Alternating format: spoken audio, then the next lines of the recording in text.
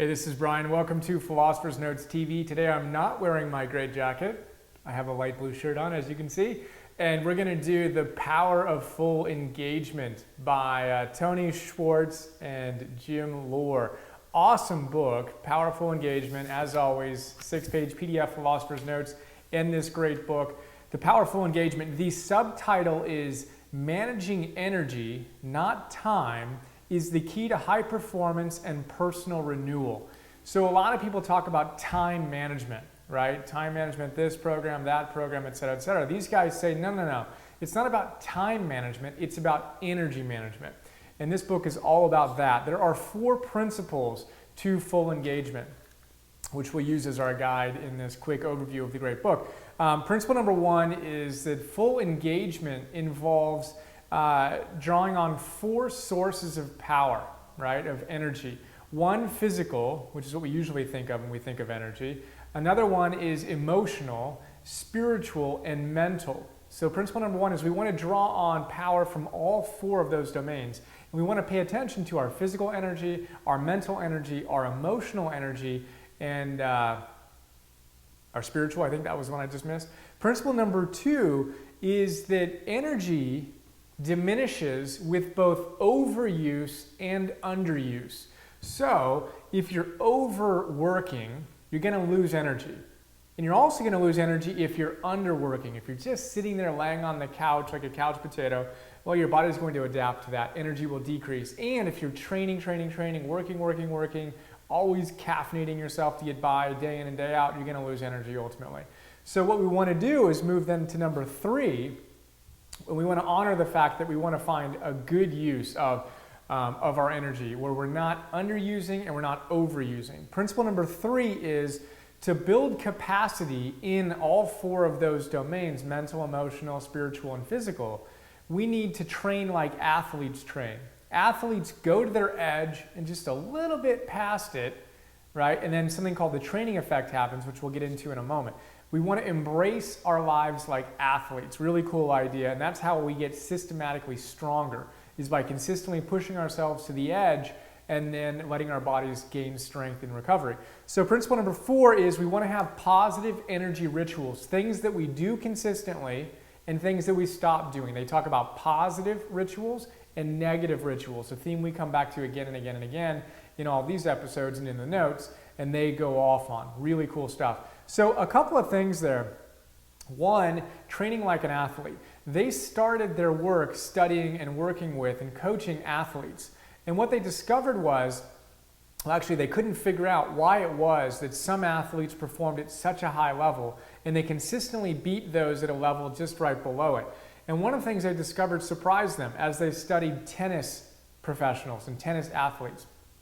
They discovered that the way that the superior athlete recovered between points was actually the highest predictor, the highest correlate to who won. The superior athlete had better recovery rituals. They'd both play the point really hard, but the inferior athlete wouldn't recover as well as the superior athlete. And they discovered that the superior athlete actually did the same thing between points. They'd bounce the ball a certain number of times, they'd breathe a certain way, and when they interviewed them, they realized they had certain thoughts going through their mind. And as a result, they recovered more. Their heart rates decreased more. They were able to get more rest between those brief moments in between the points. Now you add that up over 1 set, 2 sets, 3 sets, 4 sets, 5 sets, that little tiny ability to recover better in the 5th set of a grueling match is going to be huge, that difference. So they took this information and they're like, wow, this is fascinating. And they worked with their athletes, and now they work with what they call kind of corporate athletes, people who are in the day-to-day normal lives and have embodied and brought some of this wisdom into our practical lives. And that's one of the big ideas that the book is focusing on, that it's all about. So that's really cool. They also talk about this idea that you can look at a marathon runner and a sprinter. And imagine them in your mind right now. Imagine a marathon runner and a sprinter, right? A marathon runner is going and going and going and going and going and going all the time. They don't take breaks. They run straight for 26 miles. And they say that that's a lot like how most people go through their lives. and they look emaciated. They look just kind of just not well, really, right? They're not really vital and vibrant versus a sprinter. A sprinter, right, who knows they only need to go from here to 100 yards out or 100 meters out or whatever the distance is for the race. It's a very finite period of time, and they go all out. They put every ounce of their energy into it, and then they recover and they rest. That individual is vital. They just are just a bundle of energy, right? And they say that we want to live more like the sprinter than the marathon runner. So the marathon runner in this 26-mile race never give themselves a break, whereas the sprinter chunks that 26 miles down into very manageable parts, and they fully engage in this sprint, and then they fully recover. And then they fully engage, and then they fully recover. And they talk about that nature has rhythms. Everything in nature has a rhythm, and we want to model our lives in accordance with those rhythms. And there's a work phase and a rest phase in nature. It's not natural to go all the time.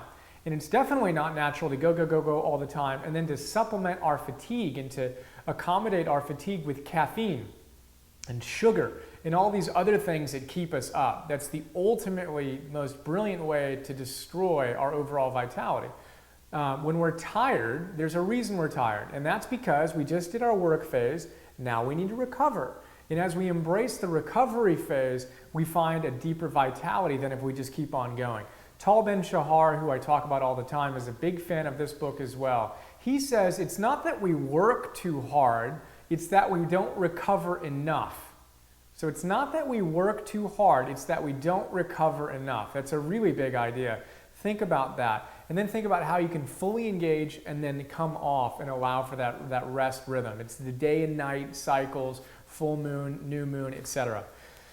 What else do we want to check out? The training effect. So this idea I alluded to in the beginning here, where athletes train themselves, right? They go to an edge, then they go just a little bit past that. Not too far or they'll injure themselves, but they go just a little bit too far outside of their comfort zone, right? Just a little bit outside their comfort zone. Well, that's called overloading your body. When you go to the gym, and if you haven't been in the gym in a long time, just going to the gym and walking for 10 or 15 or 20 or 30 minutes is great. That's overloading your body in a modest way. And then your body, and if you go and if you're training for a marathon, for example, you need to consistently go to a place, or a sprint, I should say, or a triathlon or whatever it is.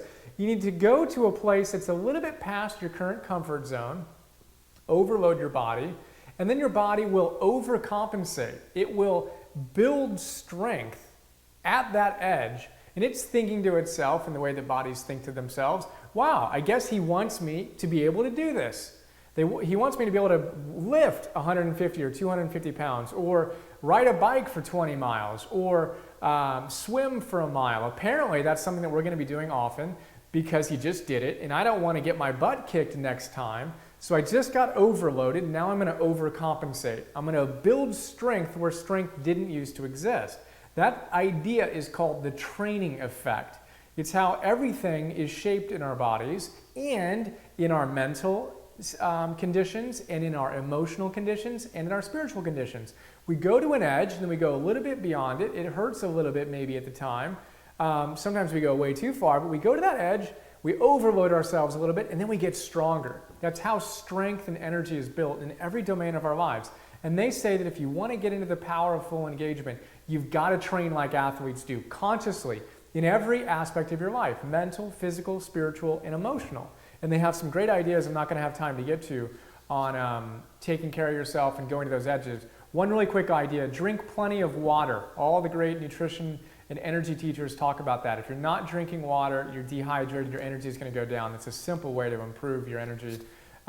We've got some other great stuff in the note you can check out. If you haven't got them yet, what are you waiting for? 100 of them, 1,000 big ideas. There we go. We're running out of time. But power of full engagement, train like an athlete, and optimize your energy mentally, physically, emotionally, spiritually, and you will be rocking it. All right, hope you dug it. Share more soon. See ya.